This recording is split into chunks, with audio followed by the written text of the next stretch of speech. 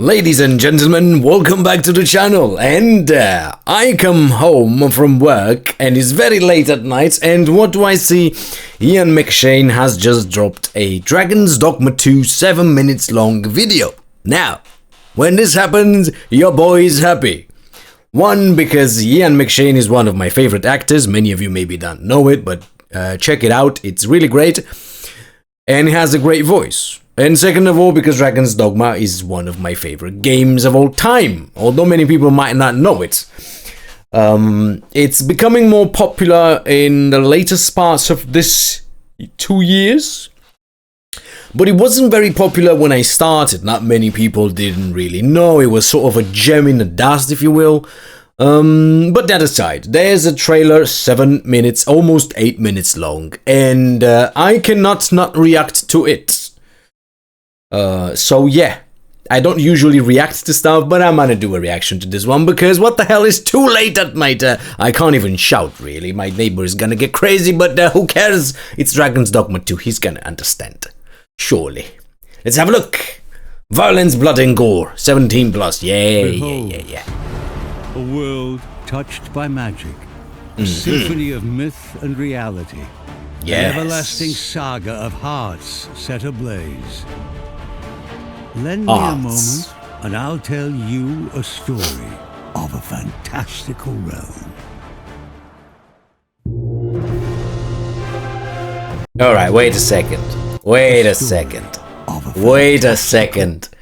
Okay, you guys tell me the name of this stuff. I don't remember. It's been a long time. I haven't played the game in a long time, so I don't remember the name of this bloody stuff. What was it? Bloody hell. Well, that's embarrassing. I'm not gonna go Google it. It was one of the level 2 sorcerer staffs. I thought, bloody hell, what was the name? Well, a very good staff. Anyway, it was very good. It looks very similar to this one, really, so maybe it is. Maybe we do have similar weapons or the same weapons in the game, I don't know. I hope there's a more variety of the first one, but we shall see. Great cloak, by the way. Part 1, the hero. Okay, this is us. A dragon has plagued the world. Its ominous The dragon is great. Over the lands, a dreadful creature of chaos and awe, with tales of its cruelty echoing far and wide. No mortal would dare to dream of challenging the dragon in single combat, yet there is one who must. In a the flame got it in the chest, bro. You cooked his heart. The dragon chooses a worthy champion from each generation. Yes, indeed. Wrenching the beating heart from their chest and forging a being known as the Arisen. This hero, marked by fate and burdened by their lost humanity, must rise from the trappings of ordinary life and answer the call to take up arms in search of the dragon. Yes! Alright, so this is basically the story of the first one as well. Apparently it repeats in the second one, but trust me, it's good. It looks like they are doing the repeated thing of the first, but it in this game is going to work. So do not falter. It's going to be fine. I played the first one and I finished the quest, I finished the main story, and then go on repeat mode for probably like 50 times, because it's just that great. And the second one is just bound to be better. Trust me on that one, so it's going to be amazing. However, for some people that might be new to Dragon's Dogma and they don't know what the hell we are seeing here, let me give you a very brief TLDR of what exactly the narrative is about. So you see here there's a hero and a dragon. Nothing weird there. Well, the problem is you are some sort of a civilian regular commoner. As it should be. Great. I'm very good at telling stories.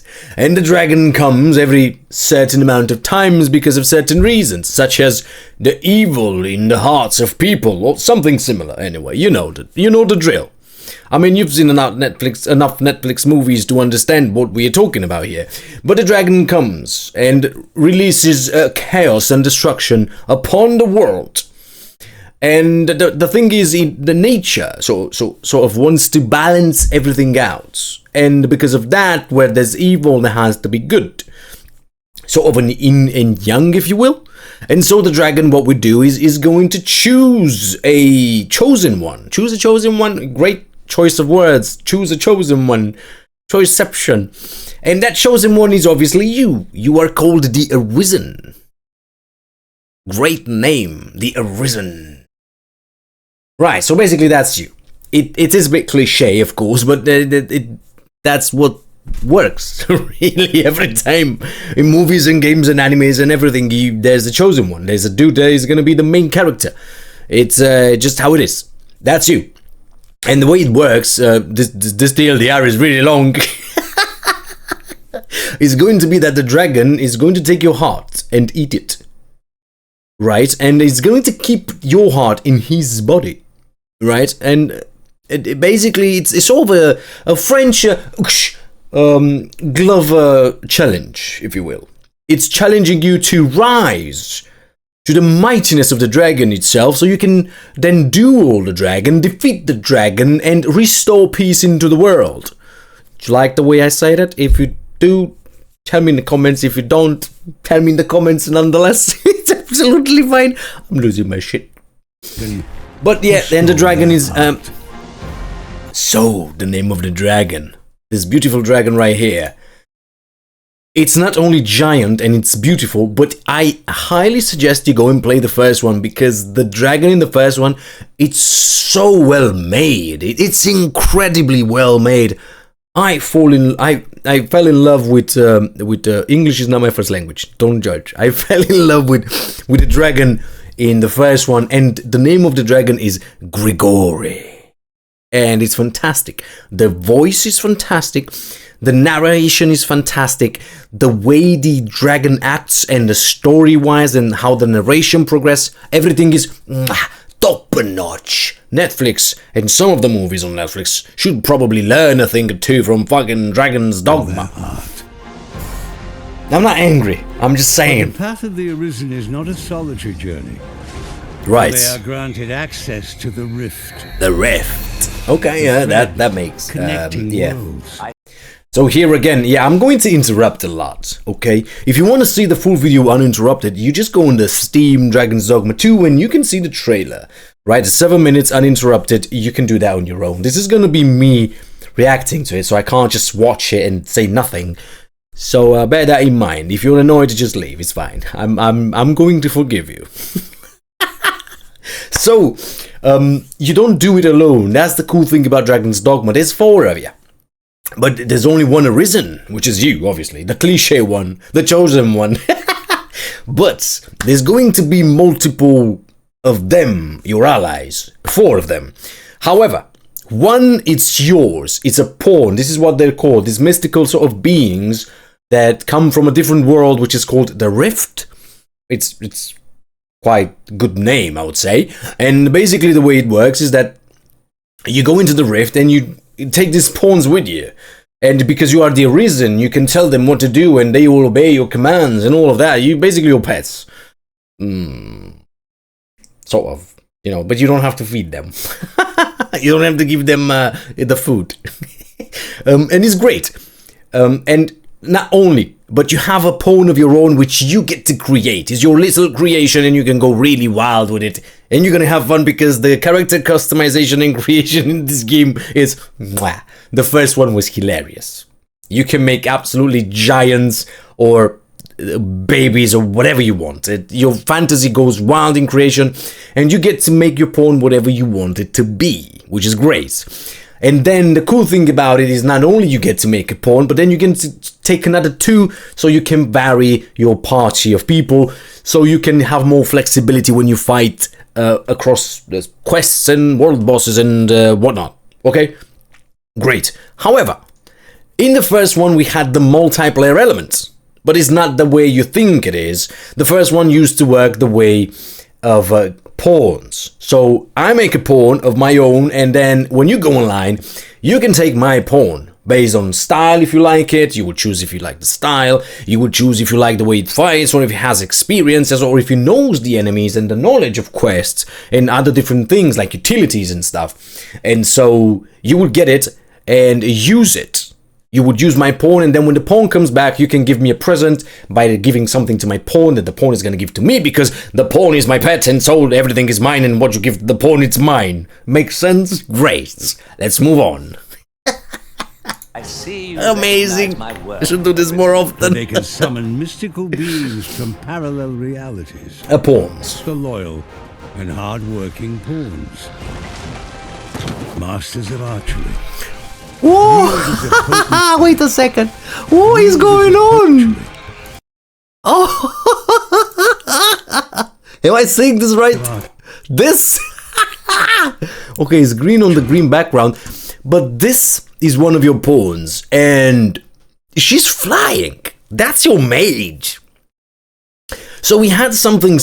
We had a similar ability for the staff users like sorcerers and mages in the first one, but nothing to this extent. Like, it's literally gliding in the air and it's pretty far off the ground, and it's very it's doing it for a pretty long time. That's great. Masters of archery. So the gliding is back. This is an interesting fact, look, about Dragon's Dogma. In the first one, you know, you climb different things in the world. Right. If you made a not so very tall character in the first one, you would have problems to reach certain areas, because you would be too short. Damn it, mama, boy, I'm 5'1", bloody hell. Yes, but because it's not real life and it's a game, you get to make it bigger if you want to. Although you have to do it in the character customization, which comes once. So remember, the way, this is the cool thing about Dragon's Dogma. Things you do when you create your character are going to have an impact on how you play the game. Weights and height, mostly. I don't know if they implemented something else. If you're ugly, probably girls are not going to talk to you. If you're good looking, maybe, you know, you can get some Gucci gangs in a tavern. I'm completely losing my shit. Spells and skilled in the arts of swordplay and But yeah, do keep that in mind when you do your pawns character. become the Arisen's companions and confidants I hope you slept well, Master. as they go forth on their journey together. Yeah, this is really cool about the game. So, for example, in Dragon's Dogma 1, when I was doing side quests for a very long time, I was using pawns of people that had those quests done already. For good reason. Is because they had maximum knowledge, their pawns had maximum knowledge about those quests. So, during the quests, I wouldn't know certain things. Many of the quests had sort of sub windows to it. You could do there's multiple ways to complete it, multiple windows and choices, and you wouldn't know how to trigger certain events, but the pawns would, right? So if that pawn has done those quests in all the different types, the pawn would know. And if the pawn knows, they're gonna tell you, they're gonna give you hints like, master, you should be doing something here, like buy a kebab, or sit in this chair, or change your hairstyle, or whatever it is, right? But it's going to have an impact on how you complete the quest, and they would know.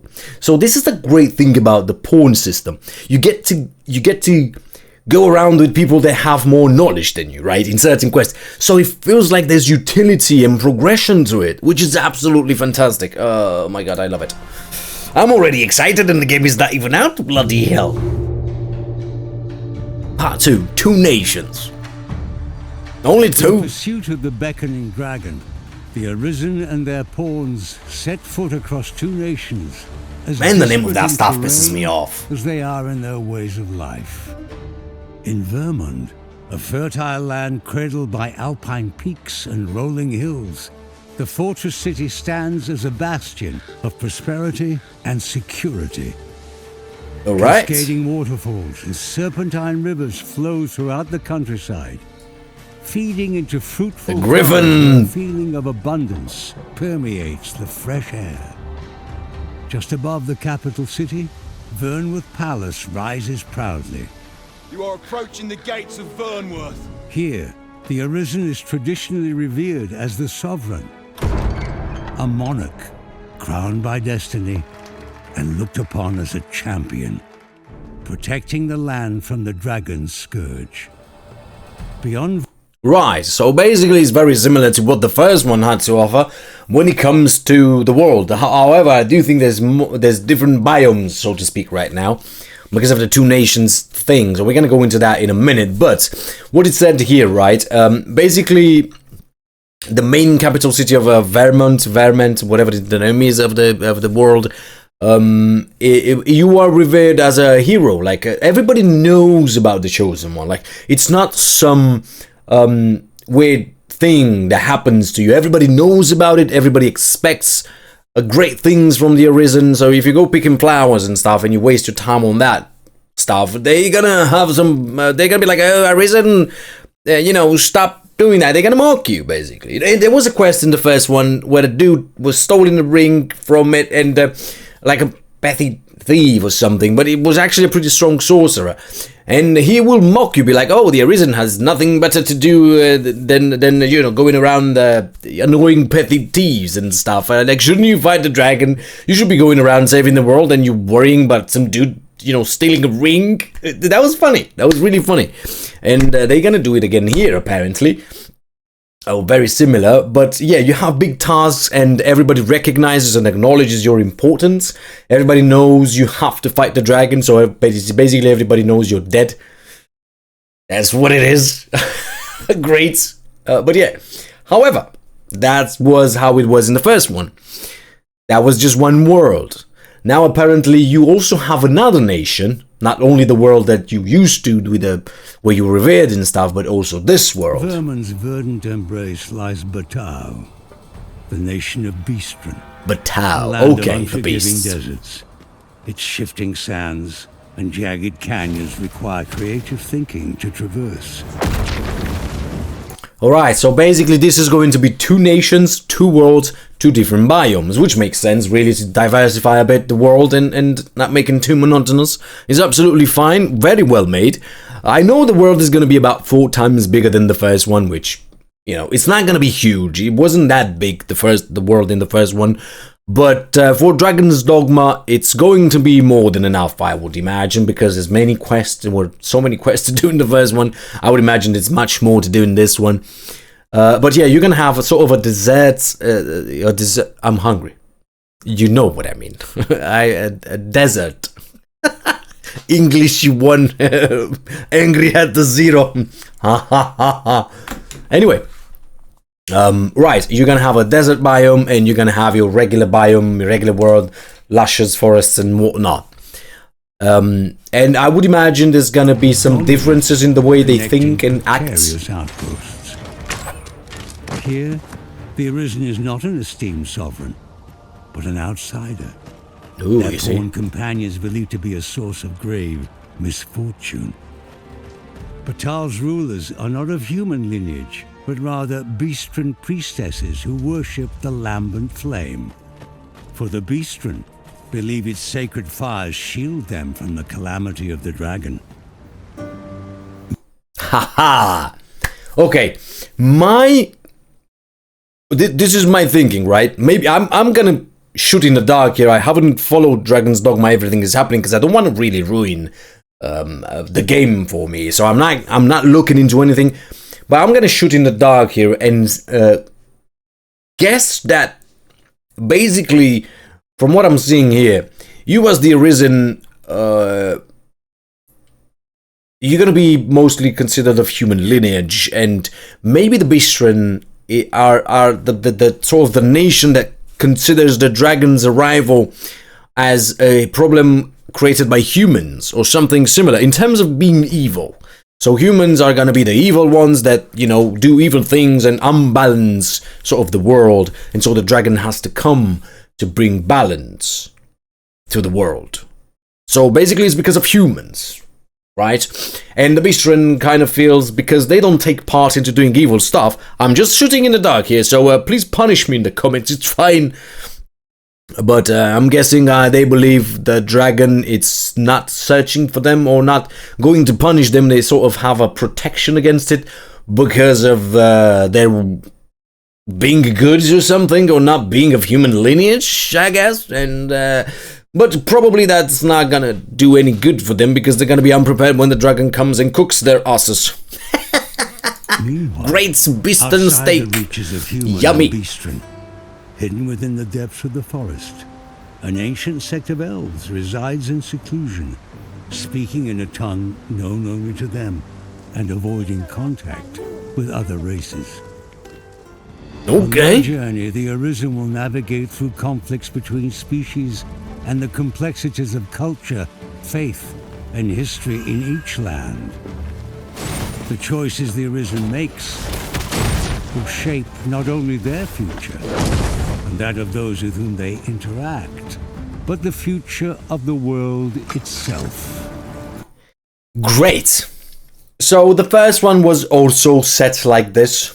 The configuration was pretty much very similar, although not as developed as this one seems to be, but it was very similar. And by that I mean the choices you made had consequences, and the quests you could make were not set in stone. So every time you played the game, you could do different quests at different times in different orders, and some of the quests will close or open based on other quests. So there was all of a complex system of when to do, what to do, how to do it, and it would change sometimes or most of the times.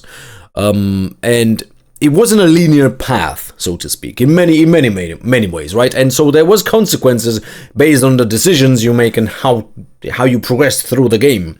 And this one seems to be very, very similar, which is great. Finally a game that has a bit of consequences. We can't have only Baldur's Gate having that. We need some more games to do with that, because it's pretty cool. I know some people are going to complain that they want to, you know, not save every 5 seconds. I hope they don't make a save file. I swear to God. But really, yeah, the implementation in the second one is probably going to be on par or better with the first one, I would imagine. Because obviously, there's been so many years, so obviously Capcom can do great stuff. We know that. So this is, obviously, I'm very positive that choices are going to matter even more now. Especially because it says something about the conflict between the two species, the Beastren and the humans. Mostly, probably is going to be a perception in the way the dragon is perceived, right? And what the arrival of the dragon means to them. Humans might want to be protected by the Arisen, and the other ones might want the Arisen to fail, maybe, or something like that. So it's cool to see the cultural differences and all this stuff. I think it's cool to have that in video games, if done right. But we'll see. I'm excited. I'm stoked. What else do we have? Part 3. We have the monsters. Now we come to the good part. Right. I know this one. The world is home not I know only this to one. human and beastren, but to all manner of Right, monsters. I know this one. Right. Open. Hungering to defeat the hero. Pack and of their wolves. Okay. foes. Oh, the Step of wyvern. the way is marked with blood and sweat shed in the face Oh, these are of new ones, wait. relentless adversaries. These are Shed in the purple. face of Okay. relentless adversaries. Oh, this is the big one. The harrowing shrieks Harpies. of harpies reverberate through the mountains and Alright. canyons. Resourceful goblins lurk in the shadows. The goblins that will ambush you. Adapting to the terrain working of ambushing groups. Little rascals.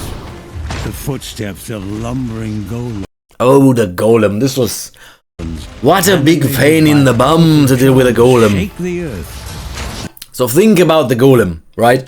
You see, he's shooting lasers from his face, from his eyes. And you see all this sparkly purple buttons he's got around his body. He's got on his palms, on his back, on his face, on his eyes, everywhere. He's got multiples.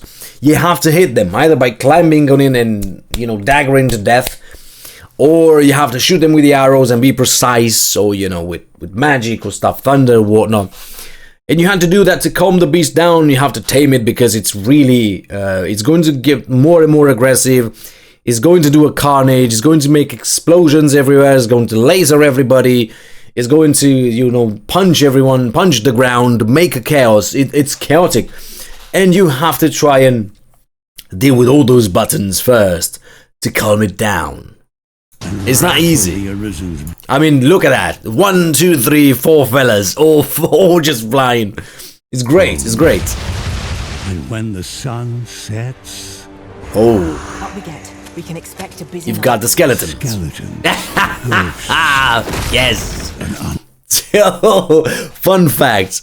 I don't remember the name of the place, but in the first one, everybody wanted to make money and basically exploit a little system that we found in the game. To make money and to make XP, what you would do, you would bring your character alone, or with pawns if you wanted, but no weapons for the pawns, to a place near the end game area, but you can access it in the beginning, where you would go and fight one of the bosses that spawns at night, which is called a white, something like that, right? A giant skeleton, basically, what it is. That floats above. And what this does, this is a sorcerer conjurer sort of enemy, and it will be out only at night. This spawns automatically when sunlight strikes. But the cool thing about it is he doesn't, the skeleton doesn't fight you, but conjures other skeletons to fight for him, like 5 to 10 at a time. And that was great because you will get XP for each one of those skeletons that you will defeat. And the cool thing about it, you will get money from it, and you will get XP from it. And so what you'll do, you leave the skeleton for a full night sitting there, and you will wait for him to conjure skeletons. You wouldn't hit the main skeleton. You will only... You wouldn't hit the whites, only the skeletons. They die, he conjures more, you kill them, he conjures more, you kill them, he conjures more, you kill them, and rinse and repeat. It was a bit boring, but it was pretty fun. I loved it. And it was a very fun way to do it. So you will do that during night time. We were doing it when you were low level, you couldn't really do it, because it would take you forever to kill the skeletons, because it was a pretty high level area. So what you would do instead is get yourself a lot of bombs and just bomb the skeletons every time. You would just drop bombs at them every time. It would cost you a bit of money, but bloody hell, it was fun. You would just sit there and drop bombs for a full night. It was so cool. Oh man, I hope they really have some systems to exploit in the second one, because that was hilarious. Murmuring to itself, adrift in memories of its living past. Is a haunting sight. Alright, the ice sword. The sorcerer. United in a mindless nocturnal magic. Is a truly... So Dragon's Dogma is one of the few games where the magic is done right. You had the sorcerer that was able to do earthquakes, meteors raining from above, giant tornadoes that will actually pull enemies off the ground and drop them high, and the visuals were pretty stunning for a game that old. It was absolutely great, and magic was done absolutely phenomenally in Dragon's Dogma. I don't think I've seen any other game that has such good visuals and mechanics when it comes to magic. Nightmarish test of metal, and the mightiest foes are monsters. The wyvern. Only this is the big foes of the world. The minotaurs. Oh, this is new. The Medusa with its... We've got the Minotaur and the Medusa. Now, Minotaur is pretty much going to be classic. He's going to stomp you with the hooves, and he's going to axe you or bum with the axe. But the Medusa is probably going to be more difficult to deal with, because probably there's going to have a mechanic where if you don't look away, you're going to turn to stone pretty quickly. So if you're not prepared to fight the Medusa, you're probably dead. And you'll need to have loads of potions and stuff to deal with, because it's definitely the Medusa I can see is going to stone your party a lot of times. Oh man, this is going to be a pain to deal with. I can't wait. Gaze. And the Doulahan's. What the hell is this? This is the Headless Knight. Great. This looks a lot like a Virgil from the first Devil May Cry, the first one. You know. Nero. What was the name of? I can't remember. Whatever, but it looks cool. I like it. In even the most stout-hearted, and with every exhilarating. Oh, you have a spear, sort of. Think creatively. It will take oh, the Chimera. Courage to conquer the three heads of the Chimera. The Chimera was pretty hard to deal with, right? So because you had the goat, the lion, and the snake, and you had to get rid of the snake really quickly. So you'll jump on the snake, grab the snake, climb onto it, boom, boom, boom, and attack it until you sever the head. And then you had to deal with the goat, which was sort of the sorcerer that will do magic and stuff. And I think it was healing. I think it was the goat that was healing as well, the lion. So if you don't kill the goat, he's going to heal, the lion for a long time. And then you deal with the lion at the end. It becomes very aggressive when he loses the goat and the snake. It was pretty cool. And very hard to deal with. Slay the soaring griffin. And obviously the griffin. The griffin is really fun to deal with because there's multiple ways. You can jump, like if you were an archer with daggers and stuff, you would jump on him and just hit the wings with the dagger, and the daggers were enchanted with fire. Or you could just have a mage or someone like a sorcerer with fire. You had to burn the griffin's wings, so he can't fly away. Because if you get his you get his health really low, then the griffin is just gonna fly away. You're gonna be like, nah, I think I'm out of here. I'll see you next time when I'm better and I can eat you, So the griffin, if you don't stop him from running away when he's low health, you can't kill it. He's just gonna run away. He's just gonna fly away and there's nothing you can do about it. And overpower the bronze giant. Oh, wow. Now this is some Shadow of the Colossus pulled stuff here from Capcom. That's great. We never had such giant enemies in Dragon's Dogma. The biggest was probably that sort of, not the golem, the other one, the giant, not ogre, what's his name, whatever, the Cyclop. The Cyclop was the biggest one I think we had, and the Hydra with six heads Hydra was probably the biggest. With the Cyclop, the giant Cyclop in Dark Arisen, but this is by far the biggest. Although I've seen the Chimera and I've seen the Griffin, which was also in the first one, and they also looked bigger.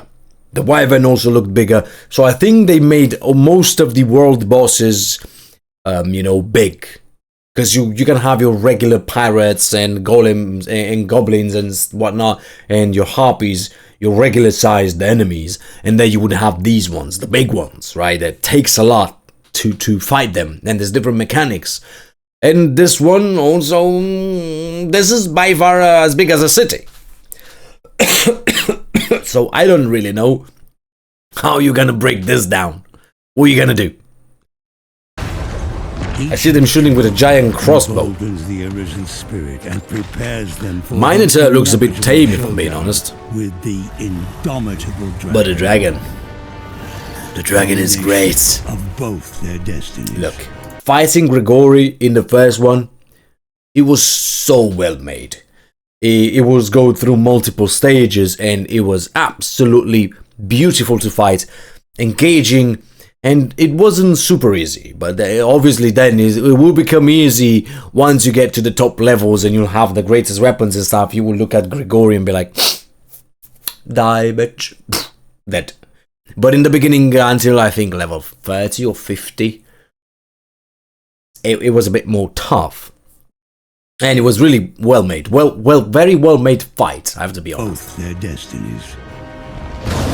Yeah, I didn't quite understand how many levels are gonna be in the second one. Dogma 2.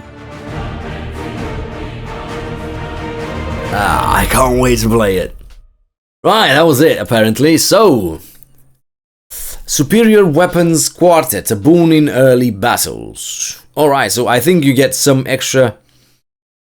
Note, the above bonus may also be available later. Lovely, Capcom. Thank you very much for telling me I have to pre-order something that I can then order later for the same amount of money. Absolutely fantastic. So, what the hell? This is clever. This is very clever. Because they know people are going to get pissed if they can't get the weapons that you got from the pre-order. And so you will have to put them back in the game later for everyone. Yeah, as long as you put a note, it's fine. Great marketing. Top notch. Bravo. But Ian McShane, I have to say, very good voice. Very, very nicely done. Well-made trailer. And the game looks fantastic. I can't wait to play it. This is the first trailer I've seen of Dragon's Dogma. I know there's many going around. I know many people are talking about vocations and whatnot, but I haven't really seen them. I haven't watched gameplays because I don't really want to ruin it for me. So this was more on my alley. But I'm really curious to see the monsters, the vocations. I'm really curious to see the classes because I've seen some of them are a bit different. We'll see. As soon as the game drops, we're gonna play it, and we're gonna see everything. But yeah, let me know your thoughts, my brethren, or humans, or whatever you choose to be in the game. Let me know what you think about the game, and what are your thoughts on this Dragon's Dogma. Have you played it before, or you haven't? And I highly suggest, since there's still about a week of time, if you haven't played the first one, go get it on Steam. It's like $2. And just play the game. It's great. And you get a bit of understanding, and you get to appreciate a very well-made game from a different era. Trust me, very good. Yeah? Right. Right, that was for me, lads. I have to go to sleep because tomorrow I'm early at work. So, Apache, I will see you in the next one, and ciao, ciao.